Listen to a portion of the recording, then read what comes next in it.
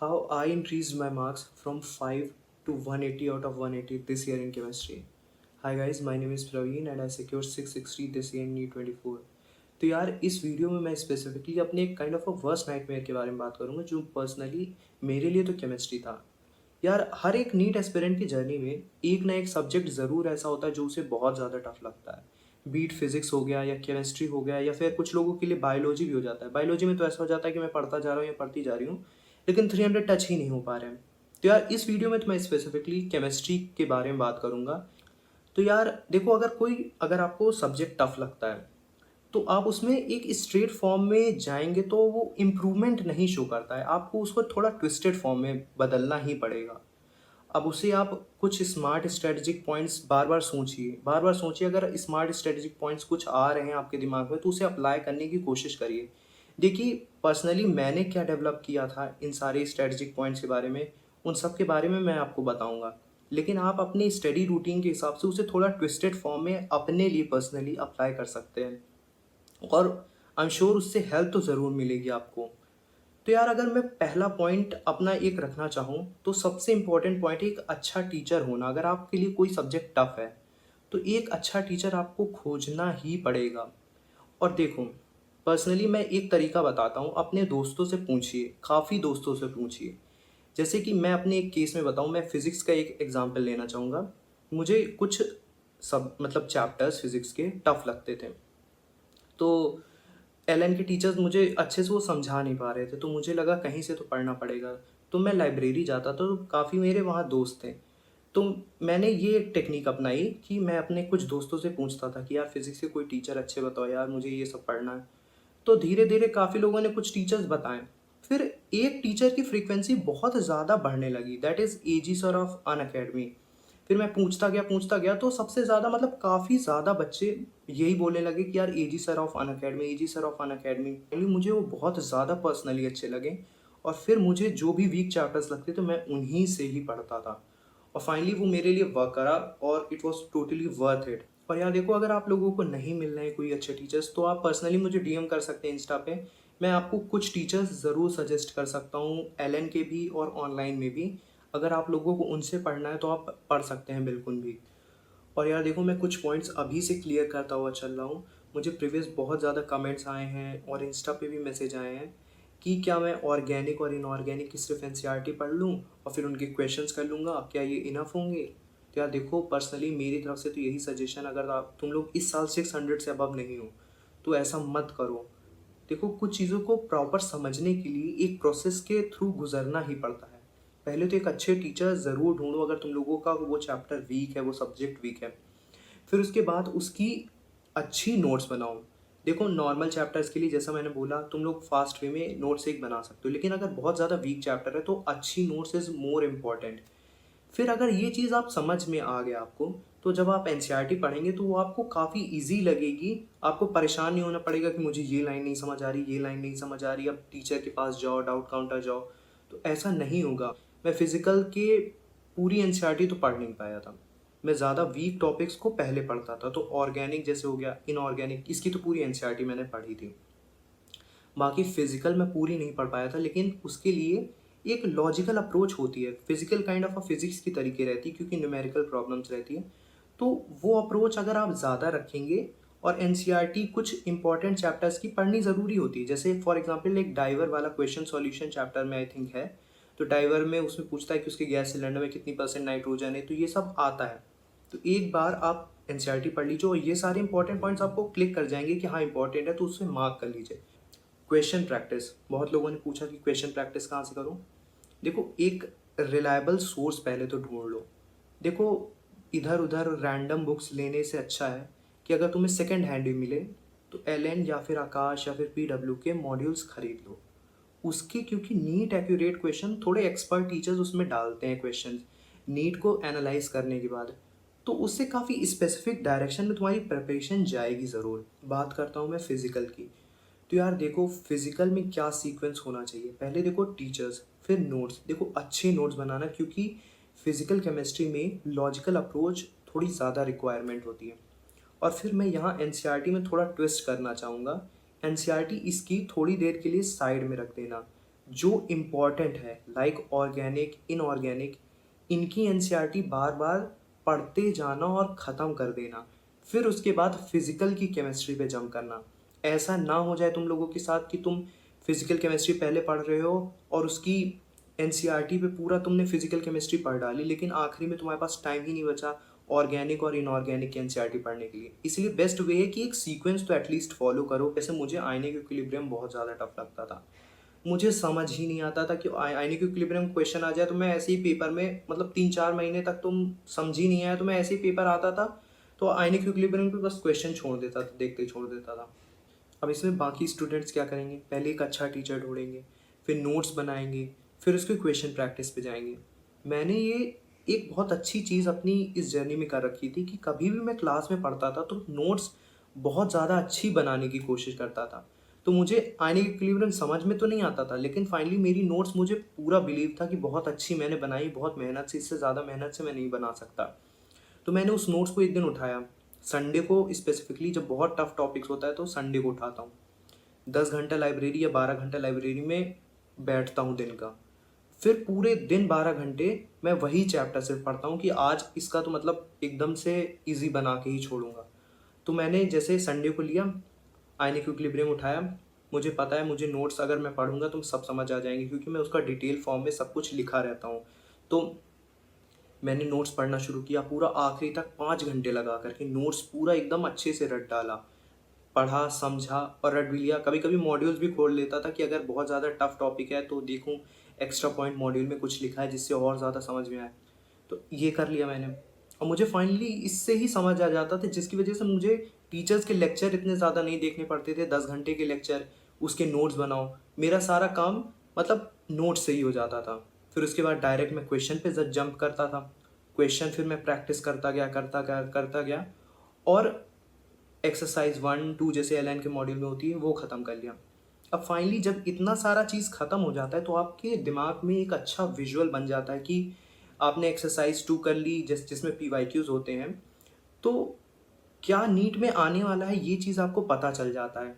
फिर आप नोट्स से उन चीज़ों को थोड़ा ज़्यादा इम्पोर्टेंस दे करके पढ़िए। फिर इतना सारा चीज़ आप फाइनली कर चुके हैं तो इसकी आप जब बहुत ज़्यादा आप इसको उस समय पढ़ रखे होते हैं तभी इसकी शॉर्ट नोट्स भी बनानी होती है। और देखिए, शॉर्ट नोट्स बनाने का एक बहुत इंपॉर्टेंट तरीका होता है कि सिमेट्री रखना। अगर 3-4 फार्मूले, जैसे आई गेस सॉल्ट हाइड्रोलिसिस में लगातार 3 फार्मूले होते हैं, तो उनको एक साथ ही रखिए और शॉर्ट नोट्स में जो आपको बहुत ज़्यादा टफ लगता है उसी को थोड़ा ज़्यादा मेंशन में रखिए। जो बहुत इजी लगता है कि ये मैं कभी भूलता नहीं हूँ, तो उसका बहुत ज़्यादा एक छोटा सा पॉइंट लिखिए। फॉर एग्जांपल, अगर मैं अपनी शॉर्ट नोट्स दिखाऊँ आप लोगों को स्पेसिफिकली आयनिक इक्विलिब्रियम की, तो यार देख सकते हैं आप लोग, शायद उल्टा दिख रहा हो आप लोगों को, लेकिन देखो ये हो गई। और यहाँ पे अगर आप लोग देख पा रहे हैं तो ये सॉल्ट हाइड्रोलिसिस के 3 फॉर्मूले एक साथ। आई नो बहुत लोगों को पता होगा, लेकिन अगर किसी को नहीं पता है तो थोड़ा सिमेट्री फॉर्म, क्योंकि जो आपका दिमाग है वो सिमेट्री को बहुत अच्छे से कैच और रिटेन कर पाता है। नोट्स हो कि अगर मेरे पास बिल्कुल समय नहीं बचा, 1 घंटा बचा, मैं सारी मतलब शॉर्ट नोट्स के पॉइंट्स देख लूँगा, हो जाएगा। फाइनली मेरे लिए यही होता था कि मैं फिजिकल की नोट्स आखिरी में पढ़ता ही नहीं था। मैंने शॉर्ट नोट्स बना रखी थी इसी तरीके हर चैप्टर की, इलेक्ट्रोकेमिस्ट्री सॉरी, और इन सब चीज़ों को मैं इसके बस फॉर्मूले देख के चला गया और टेस्ट में हो जाता था काम। और एक ट्रिक मैं आप लोगों को सिखाता हूँ, आप फॉर्मूले रट लिया करिए। अगर आपको नहीं समझ में आ रहा है, जैसे सॉल्ट हाइड्रोलिसिस में आपको तरीका नहीं समझ में आ रहा, आप फॉर्मूले रट लीजिए। जैसे कि एक फार्मूला होता है 7 + -½ pK + ½ pKb टाइप होता है। जब भी आपको कहीं पे भी क्वेश्चन पेपर में हिंट मिले कि सॉल्ट हाइड्रोलिसिस का, आपको कुछ नहीं समझ में आ रहा है फार्मूला कैसे अप्लाई करना है, आप साइड में तीनों फार्मूला बस लिख दीजिए पेपर के।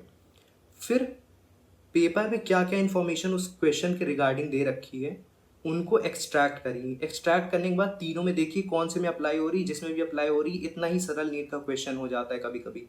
और हाँ यार, मुझे यहाँ एक चीज़ और याद आती है कि मुझे डीएम्स में काफ़ी ज़्यादा जो एक तरीके के मैसेज आए कि क्या मैं न्यू नोट्स बनाऊँ न्यू लेक्चर्स देख करके।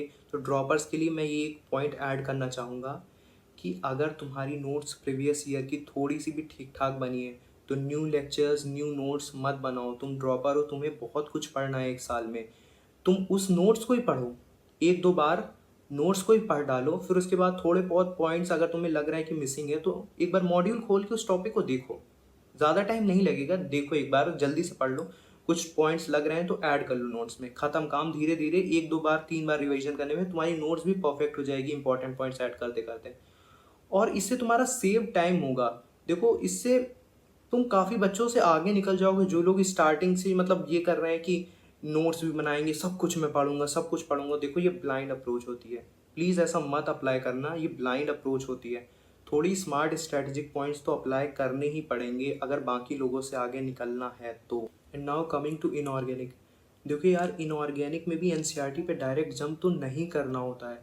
अगर तुम डायरेक्ट एनसीईआरटी पे जंप करोगे तो कुछ कुछ चैप्टर्स इतने ज़्यादा टफ लिख रखे हैं एनसीईआरटी में। फॉर एग्जांपल डी ब्लॉक एक बार एनसीईआरटी खोल के देखो, स्टार्टिंग का हो सकता है तुम्हें कुछ कुछ समझ आए क्योंकि तुम्हारी प्रीवियस नॉलेज के बेसिस पे, लेकिन उसके बाद लास्ट के पैरा इतने ज़्यादा टफ लिख रखे हैं कि वो तो तुम्हें इजीली समझ आने से रही। तो बेटर यही रहेगा कि एक बार अच्छे टीचर से पढ़ लो, इसमें टीचर का रोल थोड़ा ज़्यादा होता है समझाने में। फिर एक बार नोट्स बना लो, फिर नोट्स का थोड़ा कम रोल होता है, टीचर से समझ लो, फिर बार बार चाहे तो एनसीईआरटी ही एनसीईआरटी पढ़ो।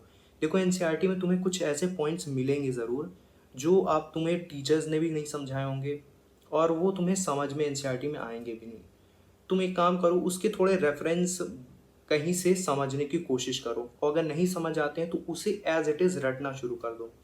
देखो यार एक स्पेशल पॉइंट होता है, अगर तुम्हें कोई चीज़ नहीं समझ में आ रही उसे एज इट इज़ अभी के लिए रट लो, रटते जाओ, और फिर लास्ट में जब कहीं ना कहीं तुम्हें लिंक उसका मिलेगा या फिर किसी और चैप्टर में मिल सकता है, तुम्हें अगर ये चीज़ रटी हुई होगी, याद हुई होगी, तो अपने आप उस समय दिमाग क्लिक कर जाएगा, और क्लिक करा तो ये चीज़ अपने आप उस समय क्लियर हो जाएगी। और यार एक नोट्स के बारे में इंपॉर्टेंट पॉइंट इनऑर्गेनिक के बारे में बताना भूल गया कि अगर तुम्हारे पास प्रीवियस ईयर की नोट्स हैं तो न्यू नोट्स मत बनाओ। अगर ठीक ठाक हैं वो थोड़ी सी भी, तो न्यू नोट्स मत बनाओ, वन शॉट लेक्चर देख लो इनऑर्गेनिक का। आई गेस मैंने पर्सनली जो मुझे कुछ चैप्टर्स नहीं समझ आते थे तो मैंने PWMD सर से देखा था, और लास्ट में क्विक रिवीजन के लिए मुझे आकांक्षा करणवाल मैम के बारे में पता चला, तो उनका भी वन शॉट मैं काफ़ी ज़्यादा देखता था। खाना खाते वक्त एक्चुअली मैं उनका वन शॉट देख लेता था, काफ़ी अच्छे से रिवीजन हो जाता था मेरा। और यार पी ब्लॉक तो तुम लोग देख ही रहे हो कि कितना ज़्यादा कट शॉर्ट हो चुका है, अब उसमें ज़्यादा मतलब पॉइंट्स बचे नहीं है। बाकी जो सीक्वेंस ग्रुप और पीरियड्स में बच रखे हैं उसे तो तुमको रटना ही पड़ेगा, और अच्छे से रट भी लेना, क्योंकि नीट में डायरेक्ट उस पर सीक्वेंस पे क्वेश्चन आ जाता है। तो बस इतना छोटा सा काम कर लेना, वो पूरे चैप्टर्स तुम्हारे इजी हो जाएंगे पी ब्लॉक। अब फाइनली उसमें ज़्यादा कुछ नहीं रह गया है। और अभी जो कुछ नए टॉपिक्स ऐड हुए हैं उसमें से जो सबसे ज़्यादा अभी भयानक है वो सॉल्ट एनालिसिस हो गया, और ऑर्गेनिक की कुछ रिएक्शंस हो गई। तो देखो अगर मैं सॉल्ट एनालिसिस के बारे में कुछ बताऊँ तो लाइब्रेरी के कुछ बच्चों ने दिखाया कि वो लोग अनअकैडमी की कुछ पीडीएफ्स वो लोग दिखा रहे थे मुझे कि उन लोगों ने प्रिंट आउट करके निकाला था सॉल्ट एनालिसिस की। और मैंने जब उसे देखा तो मुझे खुद को लगा, मैंने खुद से बोला कि मैंने क्यों नोट्स बनाई। मतलब एक्चुअली वो इतनी अच्छी लिख रखी थी, इतनी ज़्यादा सिमेट्रिकल फॉर्म में सारे इंपॉर्टेंट पॉइंट्स लिख रखे थे कि मैंने खुद की बनाई हुई, मतलब इतनी मेहनत से बनाई हुई नोट्स कभी नहीं खोली उस समय। मैं उस पीडीएफ को लिया, मैंने भी प्रिंट कराई, और जो भी रेलेवेंट टीचर ने उसे पढ़ाया था उसके लेक्चर्स देख लिए और फास्टली पूरा उसमें कुछ इंपॉर्टेंट पॉइंट्स भी बस लिख लिए। पता है कोऑर्डिनेशन केमिस्ट्री, मुझे एक समय याद है कि मेरी कोऑर्डिनेशन केमिस्ट्री बहुत ज़्यादा वीक थी, पता नहीं क्यों। आई गेस कुछ लोगों के लिए ईजी हो सकती, लेकिन मुझे कोऑर्डिनेशन केमिस्ट्री के क्वेश्चन बहुत ज़्यादा मैं गलत करता था, क्योंकि हो क्या रखा था कि मुझे टीचर्स ने पढ़ा रखा था, कोऑर्डिनेशन मैंने अच्छे से नोट्स भी बना रखी थी, लेकिन उसकी एनसीईआरटी से फ्रेम क्वेश्चंस बहुत ज़्यादा होते हैं पेपर में। एक्चुअली उसकी एनसीईआरटी की थ्योरी इतनी ज़्यादा इंपॉर्टेंट लिख रखी है, इतने ज़्यादा ट्विस्टेड फॉर्म में पॉइंट्स लिख रखे हैं कि आप चाहे जिस टीचर से पूछिए, मतलब पढ़ लीजिए, हर पॉइंट्स तो कोई टीचर नहीं मेंशन कर पाता है, कोई ना कोई पॉइंट हमेशा रह जाता है। तो उसकी एनसीईआरटी रटी होनी चाहिए थोड़ी सी, आई मीन टू से कि समझ के रटी होनी चाहिए। अगर एग्जाम्पलर की बात करूँ, एग्जाम्पलर के बारे में बहुत लोग मुझसे पूछ रहे थे अभी। तो यार पर्सनली देखो, मेरे पास ज़्यादा समय नहीं था, मुझे बहुत ज़्यादा स्मार्ट तरीके से थोड़ा स्ट्रैटेजी करनी ही पड़ी, तो मैंने एग्जाम्पलर तो नहीं टच करी, और तब भी मेरे 180 आ गए एग्जाम्पलर। क्योंकि देखो यार एग्जाम्पलर के क्वेश्चंस अगेन मैं कहूँगा जो भी आप मॉड्यूल कर रहे हैं उसमें रहते ही हैं, उसके थोड़े ट्विस्टेड फॉर्म होते हैं। एग्जाम्पलर में कभी कभी बहुत ज़्यादा हार्ड हो जाते हैं, वो आप समझिए कि IIT JEE एडवांस के बच्चे भी उसे कर सकते हैं, तो उसमें उस लेवल के भी क्वेश्चन होते हैं, तो आप फालतू का बहुत ज़्यादा स्ट्रेस लेकर के उसे करने की कोशिश करेंगे, बहुत ज़्यादा परेशान होंगे उसके क्वेश्चन में, इधर उधर भागेंगे। और बेसिकली जो भी इजी क्वेश्चन होते थे वो मैं न्यू लाइट की टेस्ट सीरीज़ में, क्योंकि वो लोग बनाते थे, तो फिजिकल के जो कुछ क्वेश्चंस होते थे तो वो न्यू लाइट अपनी टेस्ट सीरीज़ में डाल देता था, तो मैं उसके सॉल्यूशंस ही डायरेक्ट देख लेता था अगर मुझे नहीं समझ में आता था तो, या उससे मुझे थोड़े थोड़े आइडिया हो गए थे कि एनसीईआरटी के क्वेश्चंस कैसे हैं फिजिकल के। बाकी आप सीक्वेंस तो यही रखिएगा कि ऑर्गेनिक इनऑर्गेनिक इसके एनसीईआरटी के बैक क्वेश्चंस तो एब्सोल्युटली करने होते हैं, फिर उसके बाद आप समय बचे तो फिजिकल के कर सकते हैं, बिल्कुल कर सकते हैं। ना समझ आए तो डायरेक्ट आप सॉल्यूशन देख लीजिएगा, ज़्यादा उस पर स्ट्रेस देने की ज़रूरत नहीं है, सॉल्यूशन से भी काफ़ी चीज़ें सीखी जा सकती हैं। और यार एक चीज़ और सजेस्ट करूँगा कि जो भी कुछ इनऑर्गेनिक के चैप्टर्स में भी न्यूमेरिकल काइंड ऑफ अप्रोच लगती है, तो बेटर यही रहेगा अगर उसे ईज़ी बनाना है तो थोड़े उसके भी शॉर्ट नोट्स बना लीजिए। फॉर एग्जांपल मैं अपने शॉर्ट नोट्स दिखाता हूँ, जैसे कि ये कोऑर्डिनेशन केमिस्ट्री के शॉर्ट नोट्स हैं, तो इसमें पूरा चैप्टर तो नहीं, मतलब एग्जैक्ट एनसीईआरटी की लाइन तो नहीं लिख सकता मैं, लेकिन कुछ न्यूमेरिकल बेस्ड अप्रोचेस जो होती हैं वो मैं इसमें मेंशन कर लिया था।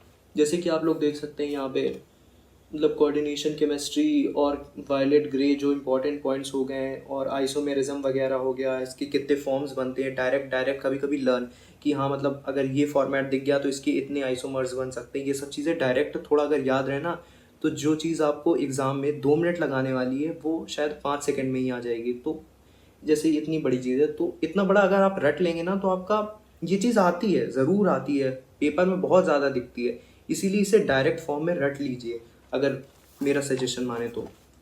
बाकी मैंने डी एंड एफ ब्लॉक की भी पॉइंट्स बना रखे थे कुछ बहुत ज़्यादा। इसमें देखिए मैंने वो पॉइंट्स लिख रखे थे जो प्रीवियस ईयर में आ चुके थे, मुझे याद नहीं होते थे, तो मतलब एक बार क्योंकि मैं शॉर्ट नोट्स बार बार पढ़ता था तो इसे बार बार मैं देख सकूं, इंपॉर्टेंट पॉइंट्स अच्छे से याद हो सके, इसीलिए मैं इसमें भी लिख लेता था कुछ पॉइंट्स, बहुत ज़्यादा ये नहीं कि बहुत ज़्यादा लेंदी फॉर्म में, लेकिन लिख लेता था। और यार finally talking about my worst nightmare, organic chemistry.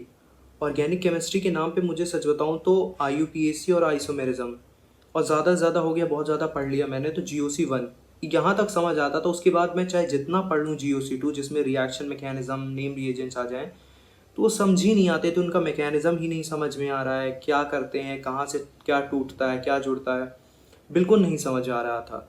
और फाइनली यहाँ पे एक इम्पॉर्टेंस बहुत अच्छी आती है कि आपको एक अच्छे टीचर से ही पढ़ना होता है।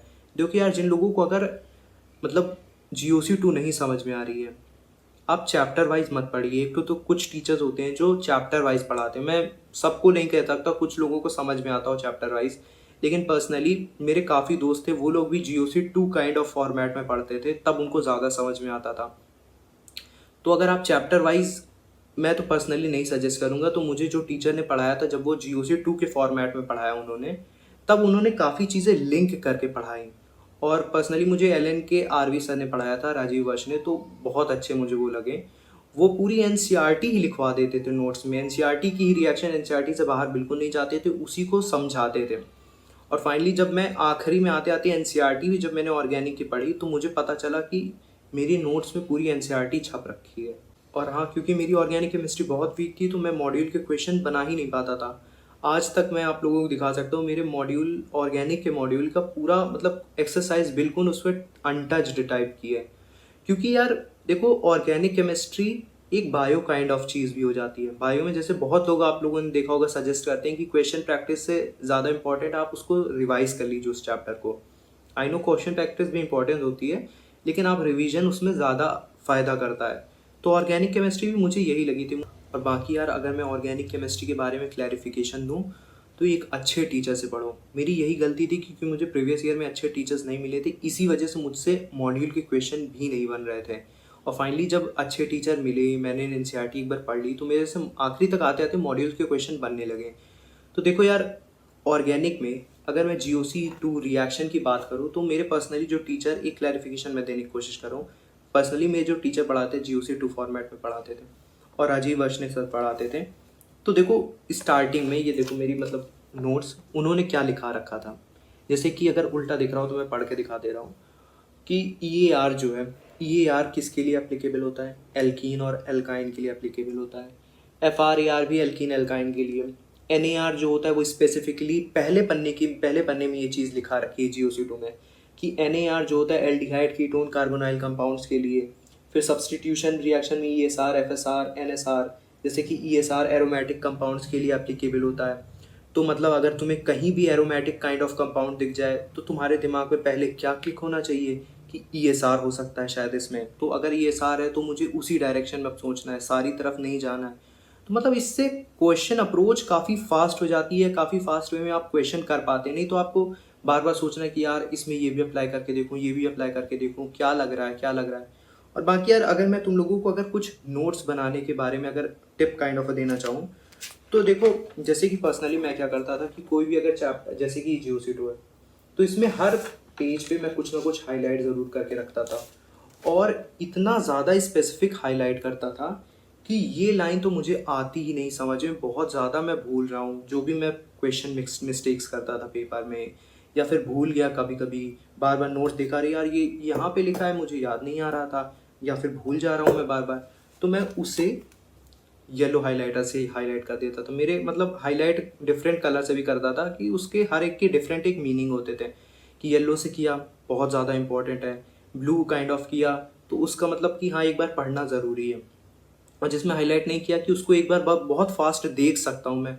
तो लास्ट में जब टेस्ट होता था तो मैं इंपॉर्टेंट पॉइंट्स हाईलाइटेड वाले, मतलब ऐसे आप जैसे देख रहे हैं, अगर आपका एग्ज़ाम है तो आप इसमें ढूंढते थोड़ा फिरेंगे कि कहाँ पे लिखा है वो लाइन, कहाँ पे लिखी कहाँ, वो मैंने हाईलाइट कर दी है, मार्क कर दी है।